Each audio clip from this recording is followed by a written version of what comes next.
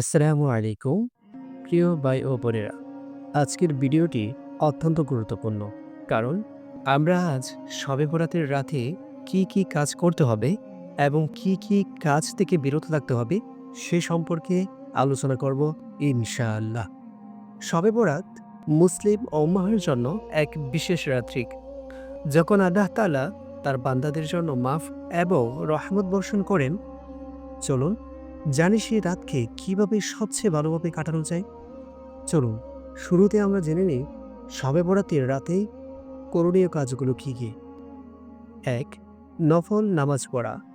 শবে বরাতের রাতে রাতের বেলা অতিরিক্ত নফল নামাজ পড়া অত্যন্ত গুরুত্বপূর্ণ। রাসূল সাল্লাল্লাহু আলাইহি ওয়াসাল্লাম বলেন, শবে বরাতে একে অপরকে নফল নামাজে যোগ দিতে উৎসাহিত করুন। ২. দোয়া ও মাগফিরাত প্রার্থনা। এই রাতে আল্লাহ তাআলা তার বান্দাদেরকে ক্ষমা করতে ও মাফ দিতে প্রস্তুত থাকেন। তাই একে অপরকে দোয়া করতে এবং নিজের গুনাহের জন্য ক্ষমা প্রার্থনা করতে বিশেষভাবে একটি দোয়া পড়তে হবে। চলুন দোয়াটিকে আমরা জানি।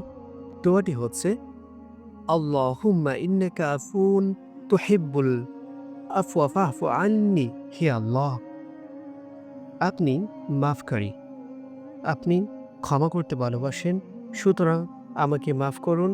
এই দোয়াটি বেশি বেশি করে পড়তে হবে। তৃতীয়ত হচ্ছে কোরআন তেলাওয়াত করা। শবে বরাতে কোরআন তেলাওয়াত করা বিশেষ ফজিলতপূর্ণ একটি ইবাদত। যতটা সম্ভব কোরআন পড়ুন এবং আল্লাহর কাছে দোয়া ও রহমত চেয়ে দোয়া করুন। ৪. গুনাহ থেকে তওবা করা। এই রাতে আমরা আল্লাহর কাছে তওবা করতে পারি। আমাদের অতীতের সকল পাপ ও ভুলের জন্য আল্লাহর কাছে ক্ষমা চেয়ে পুনরায় সত্য পথে ফিরে আসার অঙ্গীকার করা উচিত। ৫. মহান কাজগুলোর প্রতি আগ্রহী হওয়া। শবে বরাতের রাতে আমাদের উচিত অধিক পরিমাণে ভালো কাজের দিকে মনোনিবেশ করা, যেমন দান খয়রাত করা, পর উপকারিতা ও অন্যদের সাহায্য করা। চলুন এবার শবে বরাতের রাতে যেসব কাজ থেকে বিরত থাকতে হবে সেই কাজগুলো সম্পর্কে জেনে নিই। ১.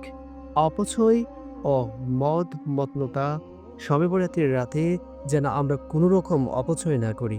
রাতের ব্যয় এবং সময় অতিবাহিত করা উচিত ইবাদত ও আল্লাহর স্মরণে। অযথা মদ খাওয়া বা সময় নষ্ট না করা এবং আতশবাজি ফুটিয়ে সময় নষ্ট না করা। ২. ঝগড়া বিবাদ ও ঝগড়া। এই রাতে আমাদের উচিত পরস্পরে শান্তিপূর্ণভাবে কাটানো। ঝগড়া বিবাদ বা মন্দ কাজ থেকে বিরত থাকা অত্যন্ত জরুরি।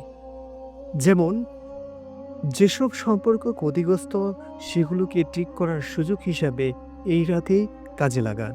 ৩. গান বাজনা ও দুনিয়ার আনন্দে মগ্ন হওয়া। শবে বরাতে আল্লাহর দিকে ফিরে যাওয়ার সময় গান বাজনা ও দুনিয়াবি আনন্দে বেশি সময় না কাটিয়ে আল্লাহর ইবাদত করতে মনোযোগী হতে হবে। ৪.